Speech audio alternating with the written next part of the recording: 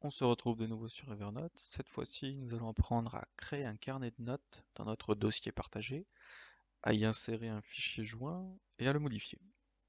Donc, pour créer une note, on clique sur le plus, on va créer une note texte et on va l'appeler, si c'est un compte-rendu de TP, donc du nom du TP, et donc c'est un test, vous y rajouterez le nom, et on va écrire les personnes avec lesquelles on a fait le TP.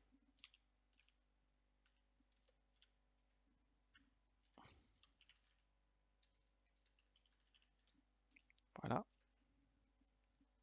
On va donc insérer au choix un fichier joint ou directement une image. Donc on va déjà cliquer ici, et vous voyez qu'il propose directement soit de créer la pièce jointe, soit de la joindre à partir d'un fichier préexistant. Donc nous, on a fait une impression écran juste avant, et donc lorsque c'est dans les fichiers récents, il va apparaître tout de suite. Voilà, tous les fichiers récents que j'ai pris. Ou bien, si c'est un fichier qui est stocké localement plus ancien, je peux aller le chercher. Donc si c'est une image prise à partir de l'appareil photo, ce sera ici. Si c'est une image enregistrée, ce sera ici. Si c'est un téléchargement, souvent ce sera ici. Donc je sais que c'est une image qui est stockée ici, que c'est un screenshot. Voilà, donc je clique là-dessus. L'image apparaît. Cette image, je vais pouvoir la modifier. Donc ici je l'affiche simplement. Moi je vais la modifier. Donc il faut que je reste appuyé. Et voilà les possibilités que je peux avoir. Donc si elle ne me plaît pas, je peux la supprimer, mais on va la noter. Donc il m'ouvre un deuxième menu. Et ici, donc j'ai deux options intéressantes. Ici, l'écriture de texte, des flèches, des cases encadrées, un petit outil pour dessiner. Donc je vais faire une flèche. Voilà. Donc la flèche, elle a un début, elle a une fin. Et elle se termine là où je veux montrer. Pas ici, je ne montre rien. Ici, je montre quelque chose. Cette flèche, lorsqu'elle va être en surbrillance, je vais pouvoir modifier sa couleur. Et ici, modifier son épaisseur.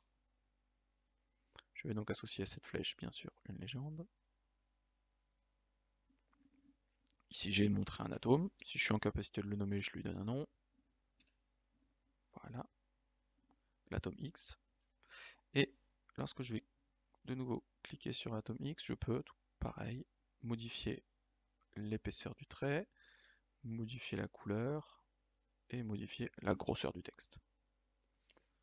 Donc si j'ai plein de légendes à mettre, et ensuite je peux en nouveau, en cliquant dessus et en le baladant, changer. On se rappelle qu'on met une légende au bout d'un trait.